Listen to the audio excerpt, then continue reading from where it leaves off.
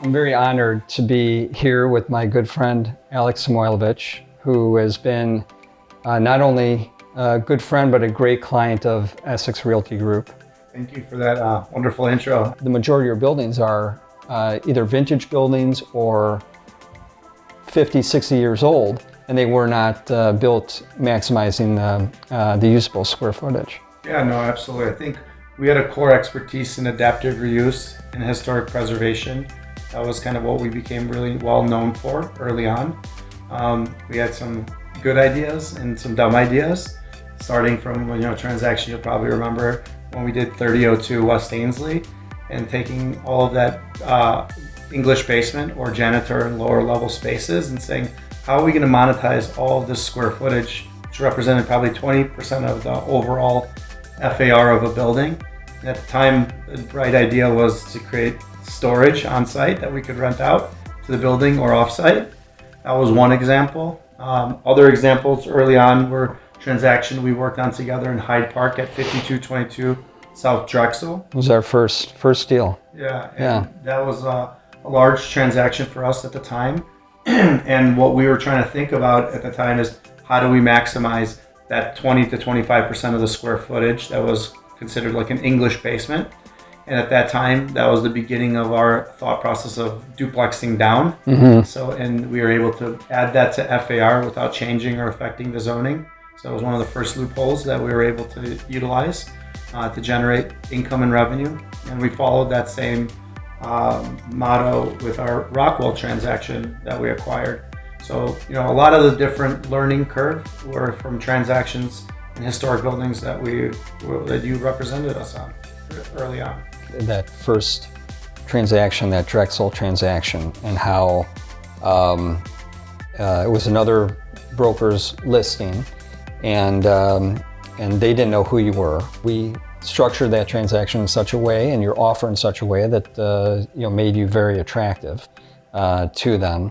But as what happens in this industry is, once you demonstrate your ability to close and that your people enjoy working with you, sellers as well as brokers, people start bringing you transactions. So it wasn't long thereafter, probably, that your phone was ringing off the hook. A lot of times early on, we were very green in our transactional volume. So a lot of times we listened to your advice on how much earnest money we needed to put up, whether we liked it or not. Saying put up $1 million when everyone else was putting up 100,000, reducing due diligence, shortening the timeline. A lot of that early on really gave us a competitive advantage, and a lot of that insight came from yourself and your firm. That's funny you say that. First of all, I'm not looking for the props, but yeah. Thank you. Thank you. It's more really about you and your ability to feel comfortable with that. I didn't feel comfortable with that. We didn't have a choice. You had that Drexel transaction. I think you had 0 attorney approval and 1 day inspection. Yeah. I remember, and I think you put up a lot of earnest money at the time. I don't even know what it was. But really, that's a testament to how you develop a reputation, and this is a relationship business. And when you came up with the flats idea with these single room occupancy micro units, and then you, at some point, you had accumulated at least 5, 6 buildings of similar condition and structure to it, and all within the Uptown neighborhood, I believe, most of them initially. And then you came up with the flats idea, but it wasn't like you had the flats idea first, then you acquired those buildings. Just happened to have acquired those buildings because you saw value, and then you saw a way in which, and you correct me if I'm wrong, but you saw a way to convert those buildings to micro units, but which no one had done in Chicago before. How did that come about? No, I think you said it really well. It was an example when people ask, how did flats come about?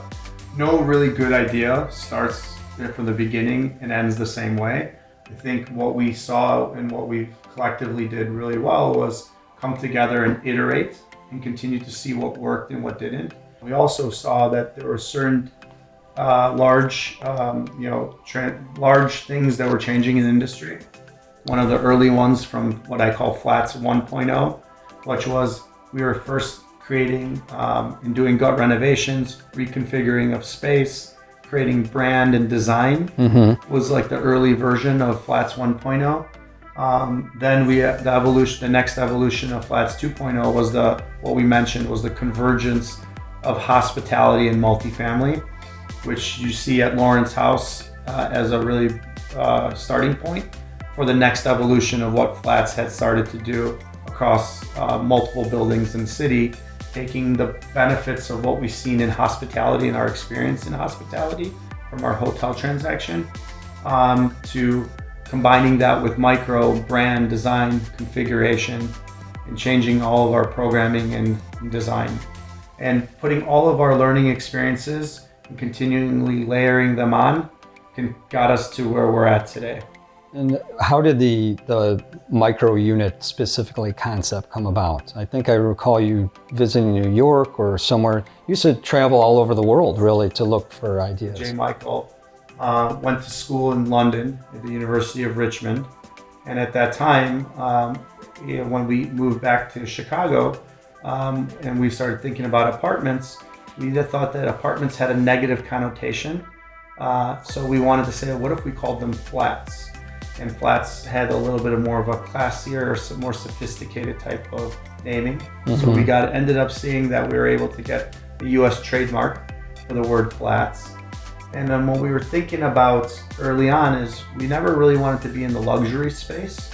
Because we thought the market, if seen going through boom and bust cycles, we really thought we wanted to kind of approach the middle market or be known as like the target of multifamily with cool style design and at approachable prices. And what we early on thought about, it wasn't necessarily called micro at first. It was essentially shrinking unit size to essentially create synthetic affordability, or what we called early on unit square foot optimization, shrinking that unit. Today, it's becoming its own asset class, and we're one of the more prominent vertically integrated micro developers that will shrink units to basically fit that category of middle market housing. It's really amazing what you've done. In addition to that, the Uptown neighborhood for years and years was one of those neighborhoods that just suffered from, I guess, maybe political restraint or pressure for no development. But somehow you had really, I think we can attribute your involvement, your efforts to the transformation of the Uptown neighborhood and Edgewater as well. No, we appreciate it. Early on, Cedar, we thought the neighborhood, the area was just amazing, and we never understood kind of the political constraints and other issues that were plaguing the success or future growth of Uptown. And we took a long-term approach in thinking about a macro strategy on what if we buy and we start configuring and redeveloping some of the challenged buildings. I'm sure that over the next 10, 15, or 20 years, it could turn into what we called the Brooklynization effect. And I think, again, fortunate timing due to the crisis and a perfect storm of change in political views and opinions. Cedar Street was able to really find the ability to come in and help revitalize Uptown and such beautiful historical character to the neighborhood and the buildings. So I want to know about you personally. What do you think your best skills are, and why did that marry well with Jay's skills? I think in general, what we've seen historically is everyone has different skill sets, and the less overlap we've seen with skill sets. Early on, Jay was design and brand, myself maybe on sales and capital, raising some early on strategy. And today, the company's evolution significantly is surpassed that today with Will and Mark, one of the two most talented people I've ever worked with, and are amazing leaders and kind of running in the next evolution of real growth for the company. Can you talk about the genesis of Lively and what that's about? Lively, I think, started with an early on idea of evolution of even from binway to storage. But the real most important aspect of Lively is Same way that we found that there was a convergence of hospitality and multifamily in real estate, and now you're seeing that trend. I think this is a very clear distinction that the future of multifamily and real estate is the convergence of the physical and the digital world. Whether we are the ones who succeed at it, or prop technology will be one of the most important and disruptive parts of real estate over the next decade, same way that the internet was. So essentially, the genesis behind Lively was to create a unified operating system or a platform that interconnected all the different digital touch points. Think about having 10 different mobile apps or transactions and unifying them.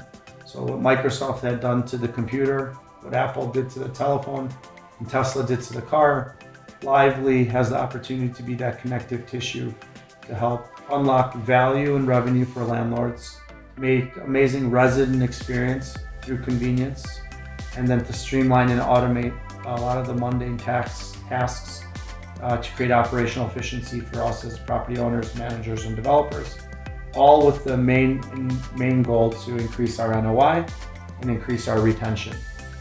So I think over the next few years, in the next decade, the goal will really be to create the perfect convergence of the digital and the physical world within our buildings. And what I loved about Lively is you have always, and that's a perfect example of you solving a problem that you had, or seeing an opportunity of improving the lives of your own tenants. Whereas there's so many companies in that space that are trying to create what you have, but you actually understood it from an ownership standpoint, a tenant standpoint, and what all those individual needs are. And so, I just find that to be really a testament to you and your vision. I honestly could sit here and chat with you for days. It's so fun and so great to not only walk down memory lane, but to talk about all these projects. And there's so much history, and every situation has a story. But number one, thank you for spending the time, and number two, just thanks for your friendship and being a great client of Essex. It's been an honor to work with you, and it's been an honor, even bigger honor to have built a great friendship and relationship over the last 15 some years together. Thanks. Thanks.